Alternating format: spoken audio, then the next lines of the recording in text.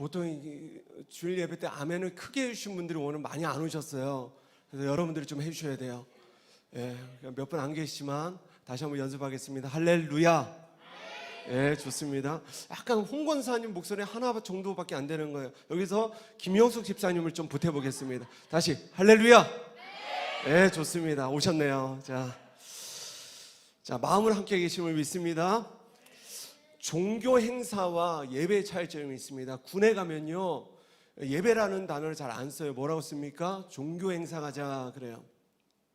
종교 행사와 예배의 차이점이 있습니다. 뭐냐면요, 변화가 있다는 거예요. 할렐루야. 이 예배에는요, 마음의 변화가 있고 영적인 변화가 있고 우리의 실제적인 삶의 변화가 있습니다. 이것이 예배예요. 엘리야가 드렸던 예배와 바알 선지자들이 드렸던 예배의 차이점이 있죠. 뭐예요? 엘리야가 드린 예배는 변화가 있었습니다. 하늘에서 불이 임했어요. 할렐루야. 예, 그러나 바알 선지자들이 열심으로 막 피를 흘려 막 땀을 흘려 막 토하면서 막 그렇게 드렸던 예배는요, 아무런 변화가 없었다는 거예요. 열심히 드리는 예배가 중요한 것이 아닙니다. 예배는 믿음으로 드려야 돼요. 예배는 갈망으로 드리는 것입니다. 오늘 그러더라고요. 정신과 의사가 절대로 고칠 수 없는 사람이 있대요. 뭐냐면 자기가 어디가 아픈지를 모르는 사람은요, 절대로 못 고친대요. 제가 이러이러한 부분이 아픕니다 라고 이야기를 해야 그 부분을 고친다는 거예요.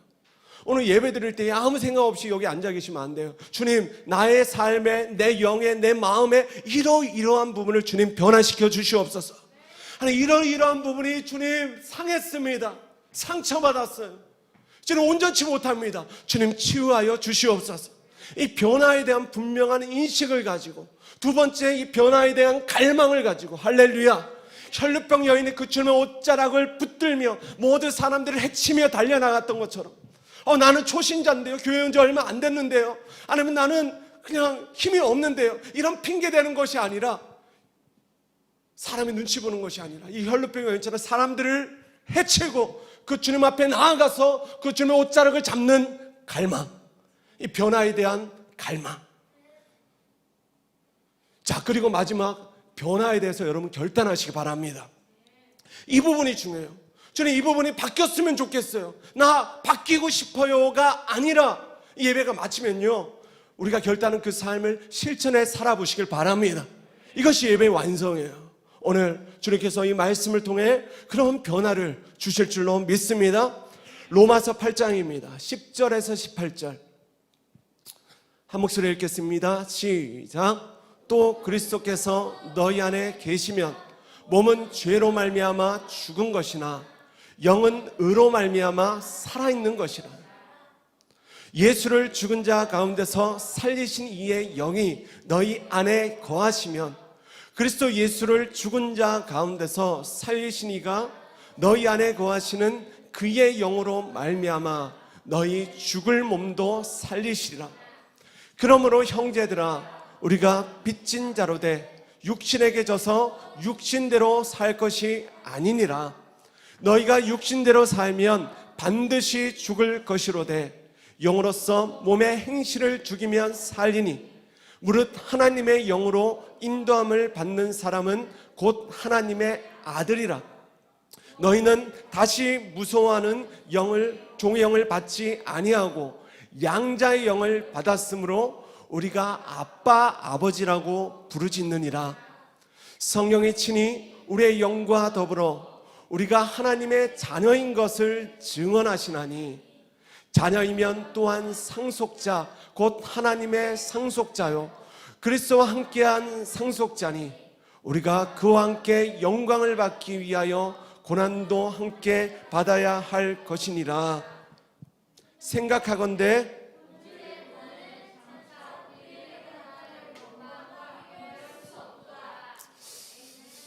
할렐루야.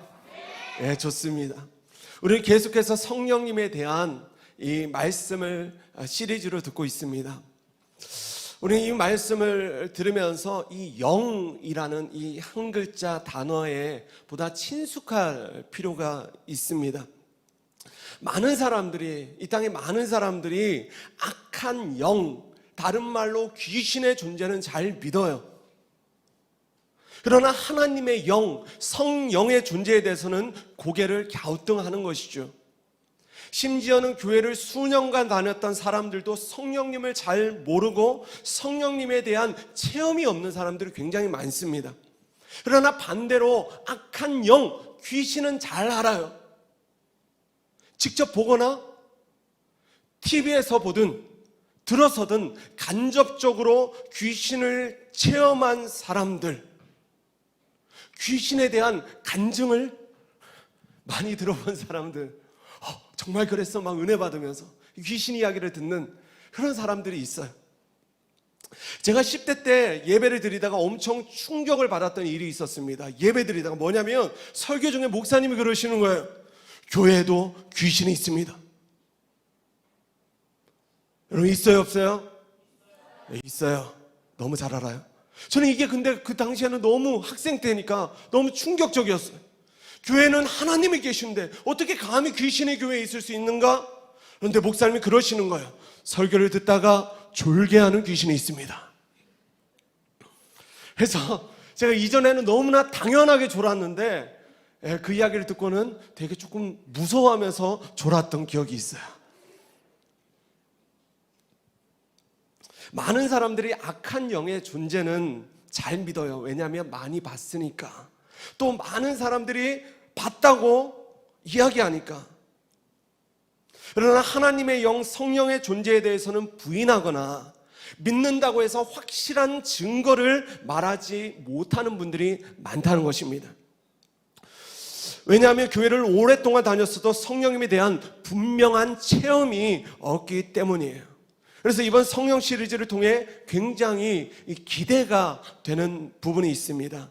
우리가 영으로 예배하고 성령의 그 말씀을 붙들고 성령님이 이끄시는 기도를 통해 전에는 지식으로만 알았던 성령님을 이제는 체험하고 경험하는 성도들이 많아지는 것입니다. 바로 그때 어마어마한 신앙의 성장과 돌파가 일어나는 거예요. 여러분 새로운 차원의 믿음으로 나아가시기 바랍니다. 3차원에서 4차원의 영성으로 눈에 보이는 세계를 믿고 그 보이지 않는 세계를 믿음으로 움직일 수 있는 새로운 차원의 신앙생활로 하나님은 우리 모두를 초대하고 계신 것입니다. 그래서 히브리서 11장 1절을 쉬운 성경으로 보면 이 새로운 차원의 믿음에 대해 이렇게 정의합니다. 같이 읽겠습니다. 시작. 또한 보이지는 않지만 그것이 사실임을 아는 것입니다. 보이지는 않지만 우리의 삶의 모든 영역 가운데 하나님의 영이 계시다는 거예요. 악한 영도 있다는 것입니다. 여러분 이것을 확신하는 것이 믿음의 첫 출발점이에요. 할렐루야. 여러분 성경이 진짜 말하는 진짜 믿음은 보이지 않는 세계, 영적인 세계가 있다는 것을 우리가 정말 확신하는 믿음이에요. 눈에 보이지 않아도 성령님께서 오늘 내 안에 계시고 우리가 예배하는 이것을 실제로 임재하고 계심을, 함께하고 계심을 우리가 확실히 아는 것입니다. 그래서 오늘은 성령 시리즈 두 번째 시간으로 자녀의 영을 받으면 어떤 고난도 이겨낼 수 있습니다. 자녀의 영을 받으면 어떤 고난도 이겨낼 수 있습니다 라는 제목으로 하나님 말씀 전하겠습니다. 여러분 어떤 고난도 정말 이겨내기를 원하십니까? 여러분 삶 가운데 당면의 이런 어려움들을 한번 돌파해 보기를 원하십니까? 오늘 자녀의 영을 받으시길 바랍니다. 조정민 목사님의, 제가 이분의 책을 참 좋아합니다. 조정민 목사님의 왜 성령인가라는 책을 보면 우리가 하나님의 나라에 들어가기 위해서, 다른 말로 하나님의 나라에 로그인 하기 위해서는 반드시 아이디와 패스워드가 필요하다는 것입니다. 그리고 그 아이디가 바로 예수님의 이름이라는 거예요. 할렐루야. 예수님, 예수 그리스도, Jesus Christ 딱 치면 된다는 거예요. 그런데 잘 보십시오. 사도행전 4장 12절 같이 읽겠습니다. 시작. 천하 사람 중에 구원을 받을 만한 다른 이름을 우리에게 주신 일이 없음이라 하였더라. 아멘. 그래서 구원의 이름, 예수님의 이름이 하나님의 나라로 로그인에 들어갈 수 있는 아이디가 된다는 것입니다. 그런데 우리가 어떤 웹사이트에 들어갈 때마다 고생하는 게 뭐예요? 아이디는 알지만 패스워드를 기억하지 못하는 거예요. 제 아내는요, 뭐 로그인할 때마다 패스워드를 맨날 잊어버려요. 다 달라요. 제가 찾아주는데 막 지쳤어요. 그래서 우리가 하나님 나라로 로그인에 들어가기 위해서는 반드시 기억해야 할 패스워드가 있는데, 그 패스워드가 바로 성령님이시라는 거예요. 고린도전서 12장 3절에 이렇게 말씀합니다. 성령이 아니고서는 누구도 예수를 주로 시인할 수 없다. 그래서 성령이라는 패스워드를 입력하지 않으면 누구도 예수님을 주님이라 말할 수 없어요. 그의 인생의 주인이 바뀌지 않고 왕이 바뀌지 않는 것입니다. 그런데 절대로 하나님 나라의 백성으로 등록이 되질 않아요. 그런데 많은 신자들이, 이 시대 많은 신자들이 패스워드 없이 아이디만 입력하고 하나님 나라에 들어가려고 하는 것이죠. 마찬가지로 예수님만이 유일한 구원의 길이요, 천하 만민 중에 다른 구원의 이름이 없지만 내가 정말 하나님의 자녀가 되었다, 나는 정말 구원받았다는 마음의 확실한 증거, 확증을 주시는 분이 바로 성령님이시라는 거야. 때문에 우리가 성령이라는 패스워드를 넣어야만 우리는 하나님 나라로 로그인에 들어갈 수 있다는 것입니다. 그런데 우리가 하나님 나라로 로그인에 들어가게 되면 우리가 경험할 수 있는 세 가지 종류의 하나님 나라의 실제가 있습니다. 첫째는 우리가 예수님을 믿어 구원받아 장차 들어가게 될 천국이라는 하나님 나라입니다. 우리 모두는 천국을 가게 될 거예요. 할렐루야. 또 하나는 우리가 주 예수님을 믿을 때에 우리의 마음 안에서 경험되어지는 하나님의 나라입니다. 예수님을 믿고 나의 마음이라는 하나님 나라의 된 기쁨이 회복되는 것입니다. 오늘 그 기쁨을 모든 사람에게 주시길 소원합니다.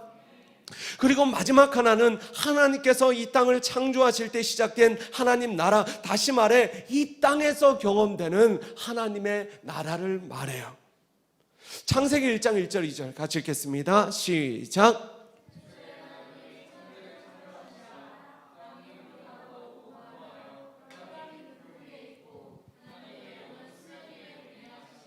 아멘. 성령님은 태초부터 하나님의 창조 사역에 동참하셨던 분이십니다. 그분은 창조된 세계를, 하나님이 말씀으로 창조하신 이 세계를 운행하시는 일을 담당하셨다는 거예요. 여기서 운행하다라는 단어가 히브리어로 라하프라고 하는데 알을 품다라는 뜻을 가지고 있습니다. 그래서 어미가 알을 품을 때 일어날 일이 뭐예요? 생명이 탄생하는 거예요. 그래서 성령님은 태초부터 지금까지 생명의 주관자가 되셔서 생명을 주시는 일, 살리는 일을 담당하셨다는 것입니다. 그래서 우리 안에 오신 성령님을 통해 우리는 세 가지 하나님 나라를 경험할 수 있게 되어 먼저는 천국에 갈 수 있습니다. 내 안에 오신 성령님께서 내가 받은 구원을 천국 갈 때까지 보증해 주시고 확증해 주시는 거예요. 둘째로 성령님을 통해 우리는 내 안에 임한 하나님의 나라를 경험하게 됩니다. 하나님 나라의 속성인 기쁨과 평안이 성령님을 통해 누려지게 되는 거예요. 여러분, 예수님을 믿으면 기쁩니다. 할렐루야. 예수님을 믿으면 마음의 불안이 사라져요. 아멘이십니까? 두려움이 사라져요. 우울한 마음이 사라져요. 이게 바른 복음이에요. 셋째로 이제 우리는 성령님과 함께 이 땅 위에 하나님의 나라를 세워갈 수 있게 됩니다. 이 땅 위에 사도행전은 원래 28장밖에 없는데 성령님과 함께 이 땅 위에 사도행전 29장을 써 내려가는 것입니다. 저는 여러분 모두가 이 세 번째 성령님의 역사에 함께 동참할 수 있기를 주의 이름으로 축원합니다. 지난주 말씀처럼 오순절에 임하신 성령님의 역사가 교회를 탄생하게 했어요. 하나님의 계획은 성령님이 역사하시는 교회를 통해 이 땅 위에 하나님의 나라를 완성해 가는 것이었습니다. 더 이상 내 나라와 내 의가 아닌 먼저 그의 나라와 그의 의를 구하는 성령의 사람들, 그런 교회와 성도들을 통해 하나님의 나라는 지금껏 확장되어 왔고 더 확장되어 갈 것입니다. 아까 설아자매가 이렇게 기도했잖아요. 살아있는 교회가 이 어려움의 시대에 멈추지 않고 주님 더 나아가게, 더 돌파하게 하여 주시옵소서. 이 일이 언제 일어나요? 성령으로 주의 교회가 충만할 때 일어나는 것입니다. 성령님을 통해 교회는 주님의 다시 오실 길을 예비하는 그리스도의 거룩한 신부로 단장케 되는 거예요. 이 세 가지 하나님의 나라를 우리는 성령님을 통해, 한번 따라합시다. 저 하늘에서, 내 안에서, 이 땅에서 우리는 경험할 수 있게 되는 것입니다. 그런데 우리가 이 세 가지 하나님 나라를 경험할 수 있는 출발점이 있어요. 그 출발점이 뭐냐면 우리가 성령님을 통해 자녀의 영을 받고 하나님을 아빠, 아버지라고 부르는 거예요. 바로 이것이 오늘 설교의 핵심이에요. 할렐루야. 자, 이제 본문 10절 11절 같이 읽겠습니다. 시작. 또 그리스도께서 너희 안에 계시면 몸은 죄로 말미암아 죽은 것이나 영은 의로 말미암아 살아있는 것이니라. 예수를 죽은 자 가운데서 살리신 이의 영이 너희 안에 거하시면 그리스도 예수를 죽은 자 가운데서 살리신 이가 너희 안에 거하시는 그의 영으로 말미암아 너희 죽을 몸도 살리리라. 할렐루야. 그러므로 성령님은 살리는 영이십니다. 오늘 예배 드리는데 너무 감사해요. 뭐냐면 최근 한 달 정도 계속 그랬어요. 몸이 너무 안 좋았습니다. 계속 다운이 되고, 또 지난주는요 제가 거의 일주일 내내 약을 먹었던 것 같아요. 목이 너무 아파서. 근데 지금 목이, 할렐루야, 목소리가 너무 좋아요. 목에 통증이 하나도 없고 막 힘이 넘칩니다. 제 힘을 좀 빼야 성령이 임하시는데, 오늘 성령께서 새 힘을 저와 온교회에게 부으신 줄 믿습니다. 성령님은 살리시는 영이세요. 그분이 우리 안에 오셔서 하시는 일은 죄로 죽었던 우리의 영을 다시 살리시고 우리의 죽을 몸도 다시 살리시는 것입니다. 그런데 성령님이 살리시는 방법이 있습니다. 일단 완전히 죽여놓고 다시 살리시는 거예요. 다시 성령님이 살리시는 방법이 있는데 일단 완전히 죽여놓고 살리세요. 그래서 성령님이 오시면 반드시 죽음의 고통이 따른다는 거예요. 이 죽음의 고통이 언제 찾아오는가? 잘 들으세요. 내 인생의 허무함과 내가 가진 인생의 자원의 허망함과 그리고 내가 죽어야 할 죄인임을 깨달을 때, 지혜와 계시의 영이 내 안에 오셔서 나의 참된 자아의 실체, 내가 이렇게 죄덩어리인 인간이었구나, 이것을 우리가 깨닫게 될 때 우리의 영은 죽음의 고통을 경험케 된다는 거예요. 바로 이것이 자기를 부인하는 것입니다. 자, 마가복음 8장 34절 35절 시작.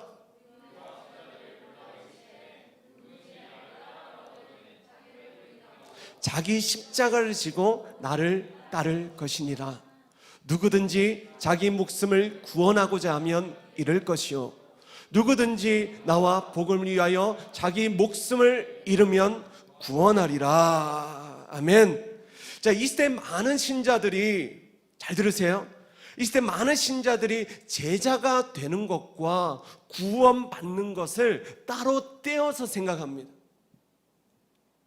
맞죠? 그러나 이 말씀을 잘 보면 34절은 제자의 길을 말씀하고 제자가 되는 길을 말씀하고 35절은 구원받는 법, 구원의 길을 말씀하고 있어요. 그래서 제자의 길과 구원의 길은 사실은 다른 길이 아니라 궁극적으로 연결된 같은 길이 되어지는 것입니다. 아멘 하시기 바랍니다. 자기를 부인해야 제자가 될 수 있고 자기를 부인해야 구원을 받는다는 거예요. 여러분, 자기 부인 없이 절대 구원받을 수 없습니다. 여기서 자기 부인이란 죄 덩어리인 나의 자아를 십자가에 못 박아버리는 것을 말합니다. 믿음으로 십자가에 못 박아버리는 거예요. 그렇게 내 자아의 죽음을 경험할 때에 우리는 성령님을 통해서 다시 살게 되는 구원의 능력을 경험하게 되는 것입니다. 이해가 되십니까? 누가복음 5장을 보면 베드로가 배에서 물고기를 잡다가 예수님의 부름을 받아요. 내가 너로 사람을 낚는 어부가 되게 할 것이다. 그런데 그때 베드로가 배와 그물을 버려두고 예수님을 따르는 제자의 삶을 결단하게 됩니다. 그런데 바로 이전에 어떤 한 사건이 있었어요. 뭐냐면 베드로의 배에 이 금을 치고 물고기를 잡던 베드로의 배에 주님께서 오르셔서 베드로에게 이런 말씀을 하시는 거예요. 저기 깊은 데로 그물을 내려라. 그러면 물고기를 많이 잡게 될 것이다. 그런데 잘 보면 예수님은요, 우리가 잘 알잖아요. 예수님의 직업이 무엇이었습니까? 예수님은 목수 출신이었고 베드로는 베테랑 어부였어요. 그런데 목수가 어부에게 지금 훈수를 두고 있는 거예요. 네가 가진 지식과 경험, 그것을 의지하지 말고 내 말대로 저기 깊은 데에 그물을 내리라는 것입니다.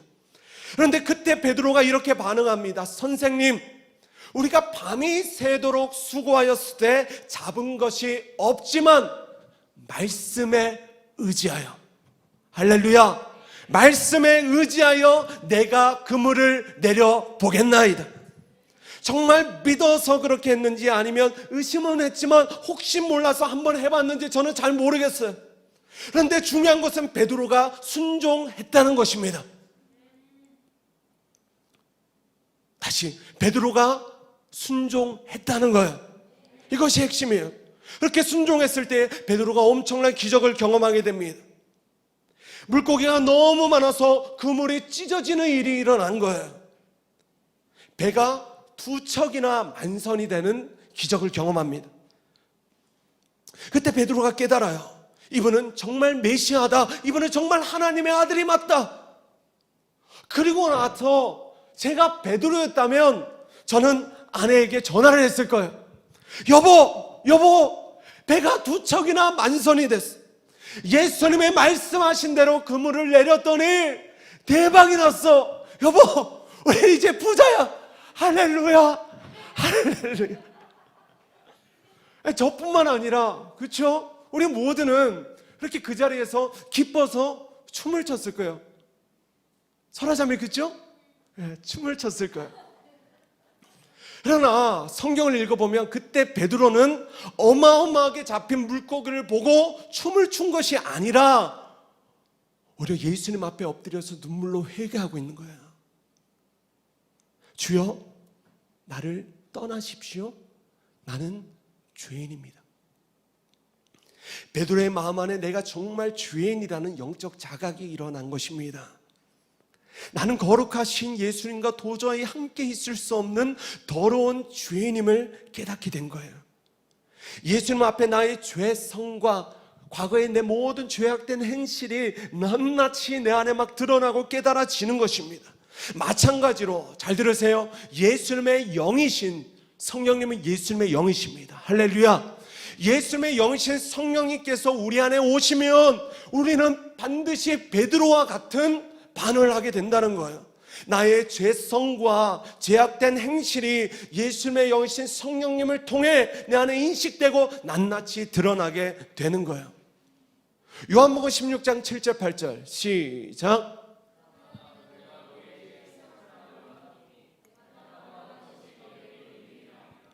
내가 떠나가지 아니하면 보혜사가 너희에게 오시지 아니할 것이요 가면 내가 그를 너희에게로 보내리니 그가 와서 죄에 대하여 의에 대하여 심판에 대하여 세상을 책망하시리라. 아멘. 그러므로 보혜사, 성령님의 다른 그 닉네임이 보혜사이신데 그 의미대로 우리를 도우시는 헬퍼이신 성령님이 우리 안에 오셔서 하시는 첫 번째 일은 내가 죄인임을 깨닫게 하시고 우리의 죄악을 책망하시는 일이 되는 것입니다. 지혜와 계시의 영이신 성령님이 우리의 마음의 눈을 여시니까 내 자아의 실상이, 내 죄성과 죄악된 행실이 낱낱이 드러나게 돼요. 죄가 없으신 예수님께서 죄인인 나 때문에 저기 십자가에 못 박혀 죽으셨다는 사실이 이제는 정말로 믿어지는 거예요. 이 모든 과정들 속에 성령님은 죄를 깨닫게 하시고 죄를 회개케 하셔서 죄덩어리는 우리의 자아를 십자가 위로 이끌어 주시는 것입니다. 바로 그 단계가 본문 13절 14절이에요 시작. 너희가 육신대로 살면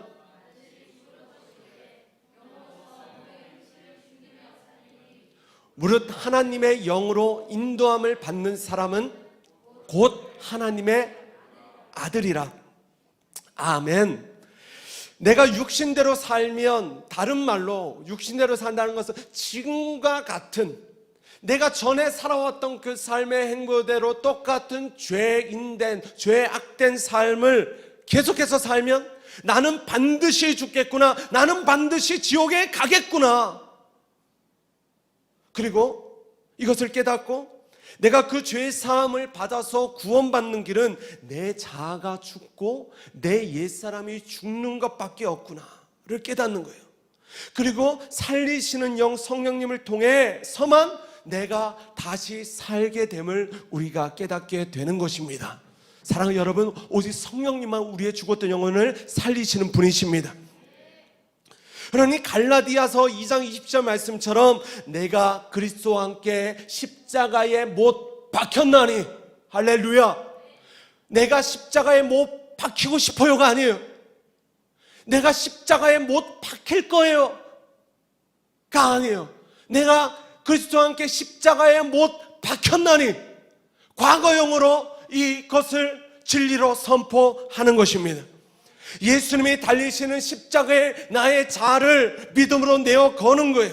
저기서 우리가 아까 찬양했던 것처럼 주의 손에 나의 손을 포개고 주의 발에 나의 발을 포개어서 죄로 얼룩진 나의 옛사람이 주님과 함께 십자가에서 죽었음을 선포하는 것입니다. 바로 이것이 영으로서 몸의 행실을 죽인다는 것입니다. 바로 그때 살리시는 영 성령님께서 우리의 죽었던 영을 다시 살리시는 거예요. 그래서 이 모든 과정들을 거쳐서 우리가 하나님의 영 성령님을 통해 인도함을 받을 때에 비로소 하나님은 우리가 당신의 자녀가 되었음을 땅땅 선언하시는 것입니다. 하나님께서 선언하셔야 우리는 하나님의 자녀가 되는 거예요. 우리의 느낌이 아니라 하나님의 선언. 이제 너는 나의 영원한 아들이다. 이제 너는 나의 영원한 딸이야. 바로 이 선언이 한치의 의심도 없는 사실로 믿어지는 거예요. 누구를 통해? 누구를 통해? 다시 누구를 통해? 성령님을 통해서. 자, 이제 15절을 같이 읽겠습니다. 15절 시작. 너희는 다시 무서워하는 종의 영을 받지 아니하고 양자의 영을 받았으므로 우리가 아빠 아버지라고 부르짖느니라. 아멘. 자, 아빠 아버지. 우리는 지금 하나님을 아빠 아버지라고 부르짖지만 당시에 이 성경이 기록될 당시의 유대인들은 감히 하나님을 아버지라고 부를 수가 없었습니다. 뭐라고 불렀어요? 주님. 헬라어로 아도나이 하고 불렀습니다. 그래서 종의 영이란 뭐냐면 쉽게 말하면 성령님이 오시기 이전에 사람들이 가졌던 신앙이라고 생각하면 돼요. 이게 종의 영입니다. 구약의 613가지의 율법을 나의 힘으로 나의 열심으로 지켜서 얻게 되는 구원 때문에 내가 그 율법을 열심으로 살아내지 못하면 언제든지 하나님에게 버림받을 수 있다는, 주인에게 버림받을 수도 있다는 종의 두려움, 바로 이 두려움이, 종의 두려움이 종의 영의 실제인 거예요. 이해가 되십니까? 잘 보면 교회 안에도요, 신앙생활을 수년간 해도요, 이 종의 영을 가지신 분들이 있어요. 이분들의 특징이 있습니다. 일단 교회에서 일은 열심히 하세요.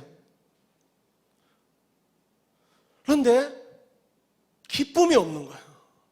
뭔가 일을 해도 입술에 불평과 원망을, 어떤 핑계를 달고 삽니다.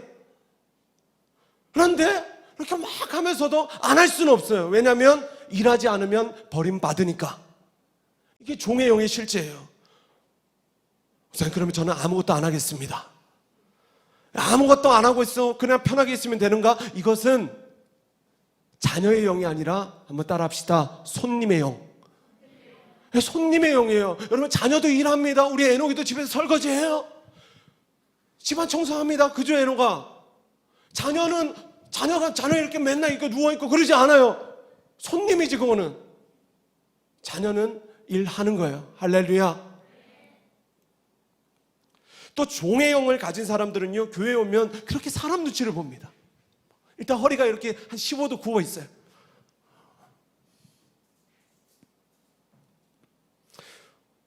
또 교회 와서 회개 열심히 합니다. 회개 기도해요. 그러나 회개의 기쁨을 누리지 못해요. 항상 기도해도 뭔가 개운치가 않습니다. 왜요? 용서에 대한 확신이 없으니까. 자녀를 키워보면 대단합니다. 이 자녀의 영은 권세가 있어요. 할렐루야. 그런 죄를 지어놓고 5초 만에 까먹어요. 5초 만에. 그냥 아무 일이 없었던 것처럼. 그렇게 막 사고를 쳐놓고도 언제 그런 일이 있었냐는 듯이 전혀 두려워하지 않는 거예요. 여러분, 이게 자녀의 영입니다. 할렐루야. 용서에 대한 확신. 또 종의 영을 가지면 항상 그렇게 두려움을 가져요. 사람을 두려워하고, 불확실한 미래를 두려워하고, 죄 짓고 나면 벌 받을까 봐 너무 두려워하고, 그러니 성경을 읽어도 기도를 해도 그 안에 누려지는 기쁨이 없는 거예요. 다 의무예요. 예수님을 믿어 성경을 읽고 기도하는 일이 너무 어려운 거예요. 그런데 문제는 자녀의 영을 받은 후에도 우리는 이 종의 영의 다스림을 받을 수 있다는 것입니다. 잘 들으세요. 예수님을 믿고 자녀의 영을 받아도 다시 이 종의 영의 다스림을 받을 수 있음을 여러분 기억하시기 바랍니다. 그래서 우리가 성령으로 충만하면 자녀의 영이 충만해지고, 반대로 충만하지 않으면 내 안에 다시 종의 영이 막 일어나는 거예요. 이 두려움의 영, 종의 영이 우리의 삶을 막 핸들링하기 시작하는 것입니다. 두려움의 멍에, 소가 쓰는 그 멍에처럼 우리를 조종하기 시작하는 거예요. 오늘 혹시 진단이 되신다면 오늘 그 두려움의 멍에를 다 벗어낼 수 있기를 주의 이름으로 축원합니다. 때문에 우리의 인생의 해답은 오직 성령님이세요. 성령님이 오셔서 우리에게 자녀의 영, 다른 말로 양자의 영을 부어주시는 것입니다. 그때 종의 영으로 역사하던 두려움의 멍에가 막 벗어지는 거예요. 그 양자의 영을 받을 때에 비로소 우리는 하나님을 아빠, 아버지라고 부를 수 있게 된다는 것입니다. 종에서 자녀로, 고아에서 자녀로 영적인 신분의 변화가 일어나는 것입니다. 이 변화는 실제예요. 할렐루야. 그래서 자녀의 영을 받으면 이제 그는 그의 삶의 어떤 순간에도 하나님을 아빠, 아버지라고 부를 수 있게 되는 것입니다. 삶의 어떤 순간에도, 어떤 어려움의 순간에도 하나님은 아빠 아버지라고 부를 수 있고, 아빠 아버지가 되시는 그 주님께서 우리의 기도에 응답하시는 거예요. 우리를 모두 고난에서 건져내시는 것입니다. 그런데 내가 하나님 앞에 칭찬받을 만한 어떤 일을 하면 우리가 아빠 아버지라고 부르고, 또 뭔가 하나님 앞에 캥기는 일, 잘못된 일을 하면 여호와여 이렇게 부르지 않는 거야. 내가 어떤 실수와 실패를 했더라도 나는 여전히 하나님의 자녀요, 하나님은 여전히 우리의 아버지가 되시는 것입니다.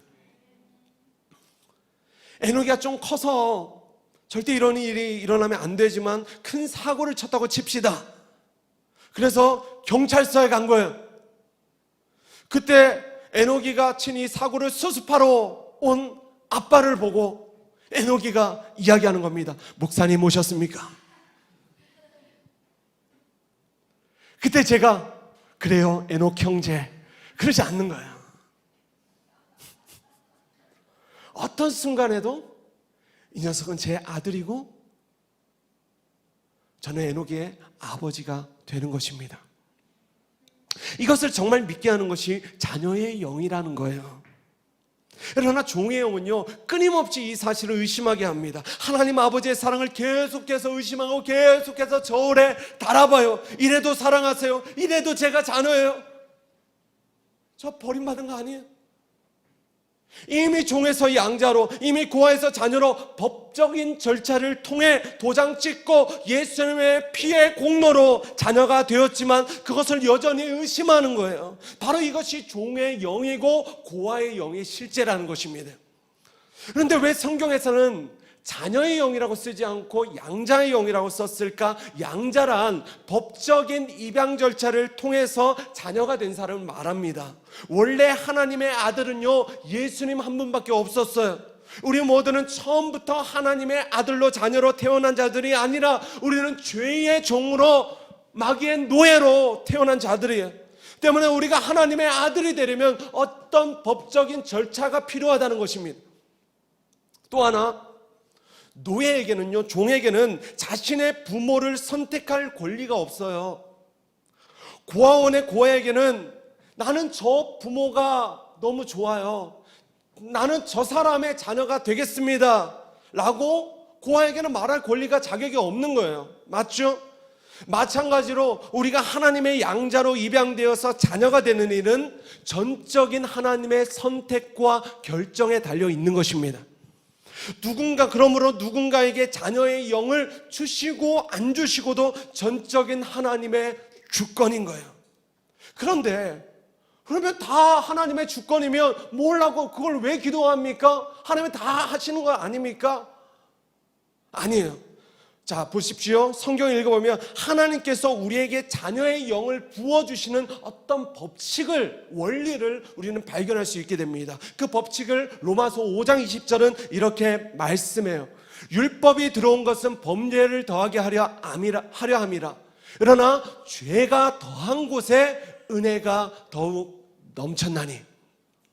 이 말씀이 중요해요. 죄가 더한 곳에 은혜가 더욱 넘친다. 이 말씀은 죄를 많이 지은 사람에게 은혜가 넘치게 부어진다는 말이 아닙니다. 베드로처럼 예수님을 만나서 나는 죄인입니다 라고 고백하는 사람, 나의 죄성과 죄악된 행실을 철저히 깨닫고 회개한 사람이 자녀의 영을 받는다는 것입니다. 그가 전에 어떤 극악한 죄를 지었던, 얼마나 손가락질 받는 죄인이었던 상관이 없어요. 회개만 하면 주님이 용서하시고 넘치는 은혜, 자녀되게 하시는 은혜를 부어주신다는 것입니다. 며칠 전에 목사님들 모임이 있어서 갔다가 재밌는 이야기를 하나 들어왔습니다. 뭐냐면 지저스 블러드 아미라는 그 선교단체의 대표이신 곽성은 대표님이 계세요. 이분이 명동에 유명한 주목이십니다. 거의 보스급에. 근데 이분이 어느 날 조직에 있을 때 누군가를 이제 묻어버리려고 트렁크에 삽을 싣고 그 일산 어디를 갔다는 거야. 근데 거기에서 이제 거기 현장을 가려고 그 차문을 열고 트렁크를 열고 삽을 가지고 딱 가려는데 교회 간판이 하나가 보이더래요. 그래갖고 그 교회 간판이 보여서 일단 어디인지 모르게 이끌려서 다시 그 삽을 트렁크에 넣어두고 그 교회로 들어가신 거예요. 근데 이분이 그 교회 이름은 정확하게 제가 밝히지 않겠습니다. 그 교회에 들어가서 어떤 목사님을 만나서 그때 회개가 터져버린 거예요. 그때 이분이 회심한 겁니다. 할렐루야. 이분이 그래서 조직에서 나오고 이 선교단체의 대표가 된 거예요. 그런데 이분이 어느 날 그 LA에 갔다가 그 조직에 있을 때 LA에 갔다가 어떤 그 룸살롱 같은 데서 그 조직기 그 LA에도 조직 있잖아요. 갱이 있잖아요. 그래서 대화하다가 어떤 한인 그 조직의 행동대장 격의 그 한인을 만났는데 안녕하십니까. 그리고 그 둘이서 인사한 거예요. 안녕하세요. 저는 폴윤입니다. 이분이 폴윤이라는 사람인데요. 이분도 선교사입니다. 그래서 이분을 어디서 만났냐면 그 몇 년이 지난 다음에 호주에 어떤 집회가 왔고 둘이서 만난 거예요. 어디서? 그 집회에서. 할렐루야. 그래서 LA의 갱이었던 이분과 그다음에 명동의 주먹이었던 이분이 집회에서 강사로 둘이서 만나게 된 거예요. 제가 이 이야기를 왜 하냐면 많은 사람들이 계속해서 의심합니다. 내가 이 정도의 죄를 지었는데도 하나님께서 나를 용서하실 수 있을까? 한번 따라합시다. 용서받을 수 있다. 또 따라합시다. 어떤 죄도 어떤 죄인도 용서하신 하나님. 이게 복음의 능력입니다.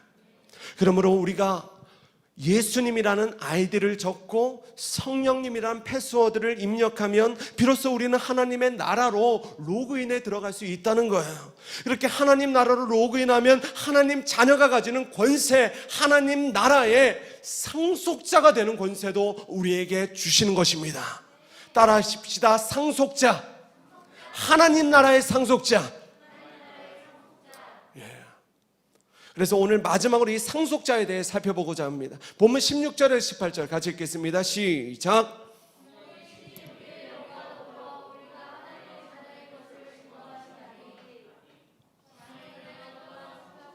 곧 하나님의 상속자, 우리가 그와 함께 영광을 받기 위하여 고난도 함께 받아야 할 것이니라. 생각하건대 현재의 고난은 장차 우리에게 나타날 영광과 비교할 수 없도다. 아멘. 자녀의 영을 우리가 받게 되면 내 안에 오신 성령님께서 계속해서 내가 하나님의 자녀인 것을 증언해 주세요. 우리가 하나님 앞에 잘했을 때도, 우리가 하나님 앞에 잘 못했을 때도 너는 하나님의 자녀야. 너는 나의 자녀야. 너는 사랑받는 나의 자녀야. 할렐루야.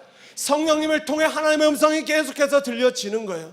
항상 언제나 우리 안에서 확증해 주시는 것입니다.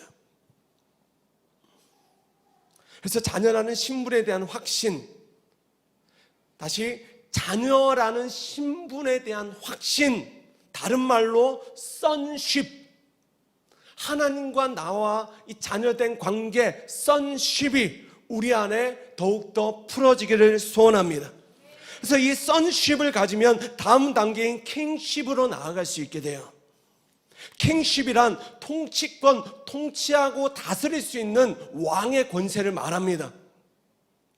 내가 하나님의 자녀가 되었을 뿐만 아니라 이제는 내가 하나님 나라의 법적인 상속자이고 하나님 나라의 권세를 가진 자임을 우리가 믿는 것, 하늘과 이 땅을 다스리는 권세도 내게 주셨음을 믿는 것, 바로 이것이 킹십을 가지는 거예요.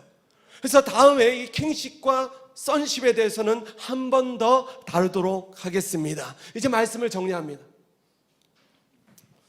자, 본문 17절에 우리가 하나님의 상속자 예수님과 함께한 상속자가 되면 우리가 예수님과 함께 영광을 받기 위해서는요, 여러분 고난도 함께 받아야 된다 하고 말씀하고 계신 거예요. 자, 여기까지 다 좋았는데 이 고난이라는 게 걸리는 겁니다. 복음을 처음 전할 때에 이 고난을 말하지 않으니까 나중에 가서 돌아서는 거예요. 복음을 제대로 안 듣는 겁니다. 여러분, 예수님을 믿으면요, 따라오는 고난이 있습니다. 이건 아멘 안 하시죠? 아멘 하면 고난 받을 것 같고, 예수님을 믿으면 따라온 고난이 있습니다. 그런데요, 쳐주세요.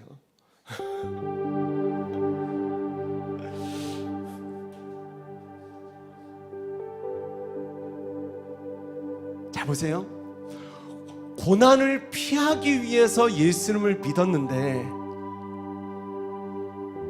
예수님을 믿으면 하나님의 자녀가 되면 또 다른 어떤 고난이 따라온다.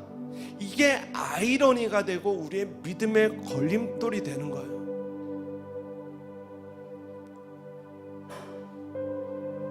우리 엊그제 교회에 처음 왔던 우리 자매 같은 경우에는 충격이 될 거예요. 뭐야?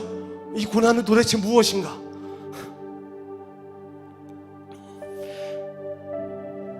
자, 그러니 예수님은 믿지만 따라오는 어떤 고난이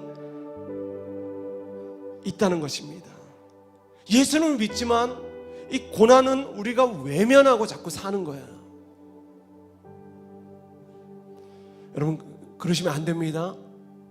이 고난을 직면하시기 바랍니다.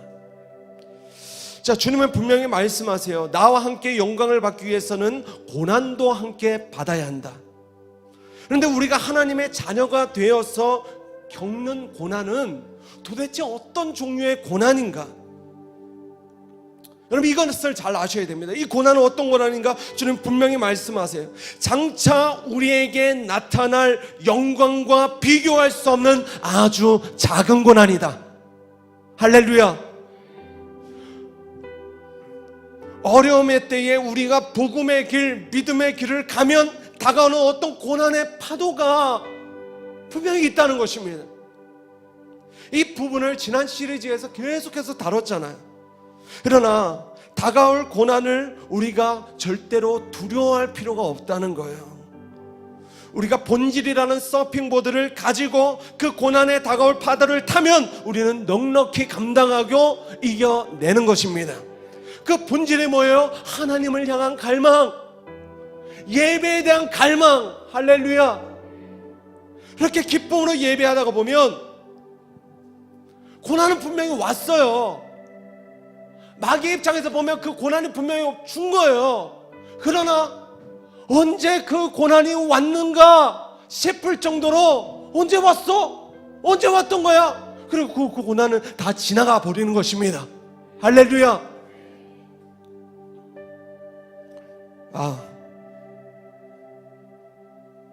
그러므로 이제 우리가 주목해야 되는 것은 고난의 파도가 아니에요. 예수님 믿음에 고난의 파도가 온다는데 이 고난 어떡하나? 여러분, 이게 절대로 두려워할 필요가 없다는 거예요. 여러분, 이제는 고난의 파도가 아니라 다가올 하나님의 때에 하나님께서 일으키시는 이 부흥의 파도를 바라보시고 주의 이름을 축원합니다. 여러분, 다음 세대 부흥을 주실 것이에요. 교회가 다 어려워진다고 하지만 한번 주님께서 다시 한번 이 땅에, 이 나라의 교회에, 이 민족의 다음 세대에 주님께서 부흥을 주실 줄로 믿습니다. 그 부흥의 큰 파도를 타려면 고난의 작은 파도를 우리가 넘어야 돼요. 누가 그 모든 고난을, 그 파도를 견뎌낼 수 있는가, 이겨낼 수 있는가? 누구예요? 오늘 말씀에서 다 이야기했습니다. 자녀의 영을 받은 자들, 종의 영을 가지고 있는 자들은 절대 이길 수 없어요. 작은 고난에 팍 맞고 정신을 못 차리는 거예요. 여러분, 오늘 다 거절하시길 바랍니다. 자녀예요. 저는 교회에 항상 교회 오면 등이 이 자매 15도가 아니라 25도가 굽어 있어요. 교회 오면 항상 이렇게 사람 눈치 보고 사람 눈을 제대로 쳐다보지 못해. 작은 말 한마디 해도 위축돼. 종해요. 여러분, 가슴을 쫙 펴시기 바랍니다. 두 눈을 부릅뜨시기 바랍니다. 고난의 파도 앞에 어떡하나 그러지 마시고 두 눈을 크게 뜨고, 저처럼 두 눈을 크게 뜨고, 제 눈이 엄청 커요. 두 눈을 크게 뜨고 고난을 직면하는 거예요. 한번 따라합시다. 절대로 죽지 않는다. 다시 크게요. 절대로 죽지 않는다. 절대로 망하지 않는다. 하나님은 당신의 자녀를 끝까지 책임지신다. 할렐루야. 우린 버림받지 않아. 아멘이십니까? 네, 우리 자리에서 한번 일어나시겠습니다. 우리 찬양을 기도할 때 하나님 예배하는 모든 예배자들 가운데 주님 이 자녀의 영을 부어 주시옵소서.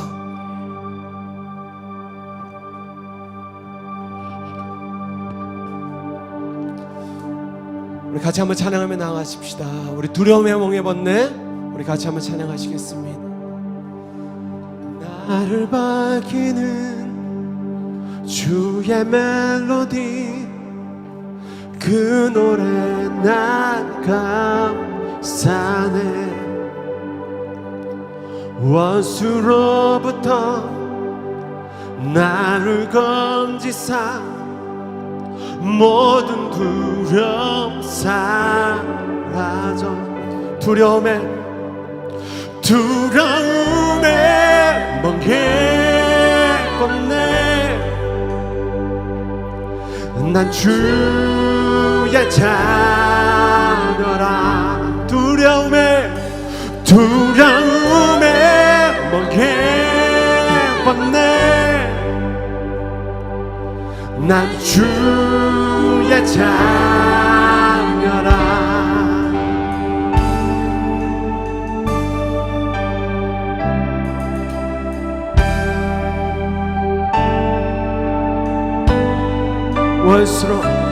원태로부터 나를 택하여 내 이름을 부르네.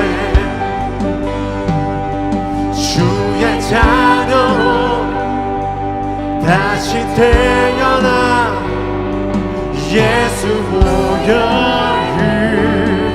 다시 한번 모태로부터 나를 택하여 내 이름을 부르네. 주의 자녀로 다시 태어나. 아멘. 예수 보다 그르네. 두려움에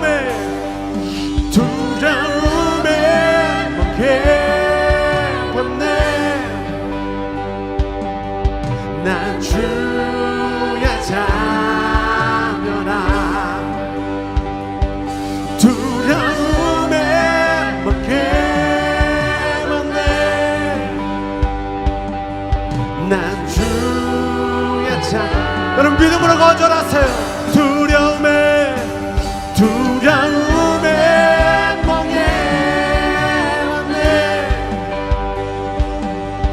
난 주의 자녀라. 두려움에 멍해 벗네. 난 주의 자녀라. 주는 오늘 우리에게 종의 영을 벗겨주시고 모든 두려움의 영이 떠나가게 하소서. 우리 영의 노래로 주님 앞에 찬양합시다.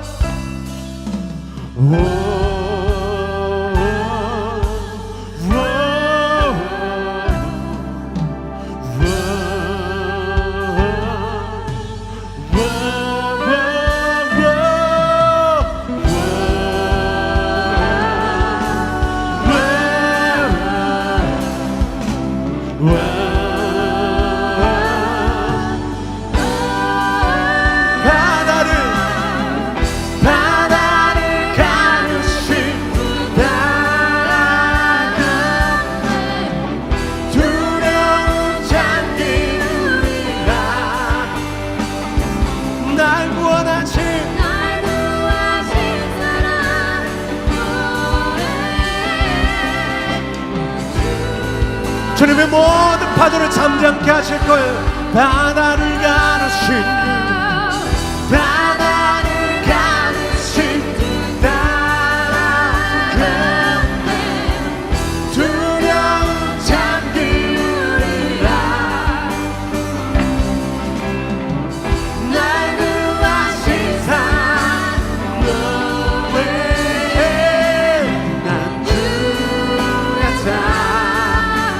선포합시다. 난 주의 자녀라.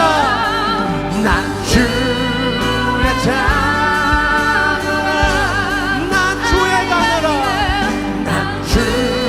우리 다시 한번 난 주의 자녀라. 난 주의 자녀라. 우리 같이 한번 기도합시다. 주님, 이 자녀의 영을 내게 부어주시기를 원합니다. 정말 이런 분들이 있다면 우리 가슴에 손을 한번 얹고 기도하십시다. 성령님, 오늘 이 시간 우리가 예수님의 이름을 붙들고 성령님을 통해 하나님 나라에 주님 우리가 로그인에 들어가기를 원합니다. 하나님의 나라로 우리를 이끌어 주시기를 원합니다. 하나님, 우리 모두에게 자녀된 권세를 부어주시기를 원합니다. 자녀의 영을 주시고 자녀의 상속자된 권세를 우리 모두에게 회복시켜 주시옵소서. 하나님, 우리 모두에게 이 시간 회개의 영을 부어주시고 우리의 모든 자의 실체를 우리가 보게 하시고 이제 자기 부인을 통해 진정한 구원의 길로 제자의 길로 우리를 이끌어 주시옵소서. 우리 주의 이름 한번 부르시고 기도합시다. 주여,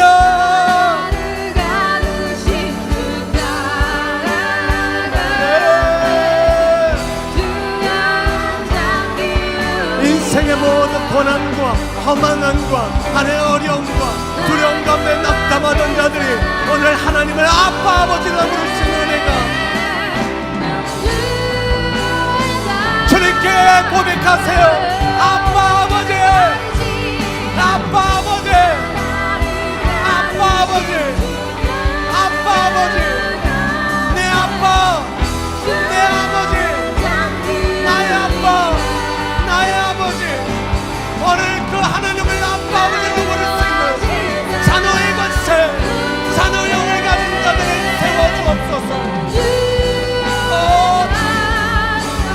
모든 환경을 향하여, 모든 원수의 어둠의 권세를 향하여 이 시간 선포합니다. 나는 주님의 자녀다. 나는 사랑받는 주님의 자녀다. 모든 두려움이 떠나가게 하소서. 모든 묶임이 풀어지게 하소서.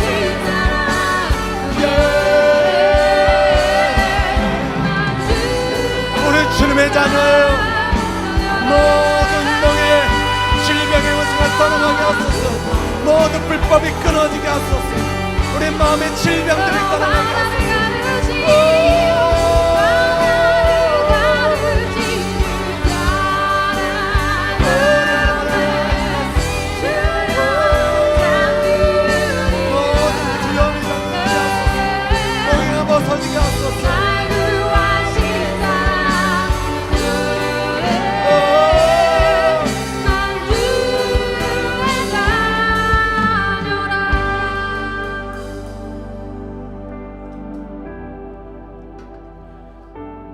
하나님, 이 시간 진리를 선포합니다. 영접하는 자, 그 이름을 믿는 자들에게는 하나님의 자녀가 되는 권세를 주셨으니 하나님, 오늘 성령이 우리의 죄악을 다시 깨닫게 하여 주시고 하나님, 우리의 자아를 부인할 수 있는 나의 죄성과 내 모든 죄악된 행실을 주님 앞에 구하고 주님, 나를 저기 십자가로 이끌어 주셔서 오늘 내 자아가 십자가에 못 박히고 오늘 내 안에 임하신 성령이, 그 하나님의 영이 내 죽었던 영을 다시 살리는 은혜가 우리 모두에게 있게 하여 주시옵소서. 우리가 자녀의 영을 받을 때에 하나님, 우리가 담대하게 주님을 부를 수 있어요. 아빠 아버지, 내 아버지. 주님은 내 아버지가 되시고 다른 누군가의 아버지가 아니라, 목사님의 아버지가 아니라, 예수님을 잘 믿는 어떤 집사님의 아버지가 아니라 하나님은 나의 아버지세요. 내 아빠 아버지가 되세요. 하나님, 내 아빠 아버지가 되세요. 그 아빠 아버지로 부르짖는 이 자녀의 영을 가지고, 자녀의 권세를 가지고 모든 고난을, 모든 어려움을 돌파하고 이겨내는 당신의 놀라운 사랑을 확신하는 자녀들을 저는 이 시간 일으켜 주시옵소서. 주님, 하늘과 이 땅을 다스리는 이 상속자의 권세를 이미 우리 모두에게 주신 줄로 믿습니다. 잊지 않고 이 땅 가운데 하나님의 권세를 사용할 수 있는 당신의 자녀들이 되게 하여 주옵소서. 이미 약속으로 얻을 수 있는 주님 인권을 주시고 물권을 주시고 영권을 주셔서 이 모든 권세가 온 교회 가운데 교우들 가운데 하나님 더욱더 풀어지게 하여 주시옵소서. 어느 우리 가운데 불법으로 역사했던 모든 두려움의 영은 아사르 예수의 이름으로 떠나갈지어다. 모든 질병의 원산에 떠나갈지어다. 마음의 질병이 떠나갈지어다. 우울함이 떠나갈지어다. 하나님의 모든 우리의 하나님의 정처적인 질병들이 주님 다 떠나가게 하여 주옵소서. 예, 주님 감사합니다. 어느 우리의 마음 가운데 변화에 대한 갈망을 주셨사오니 오늘 예배가 마치고 나서는 이 변화를 실천하고 믿고 살아낼 수 있는 은혜가 있게 하여 주시옵소서. 주님 감사합니다. 우리 주 예수님의 이름으로 간절히 기도드립니다. 아멘.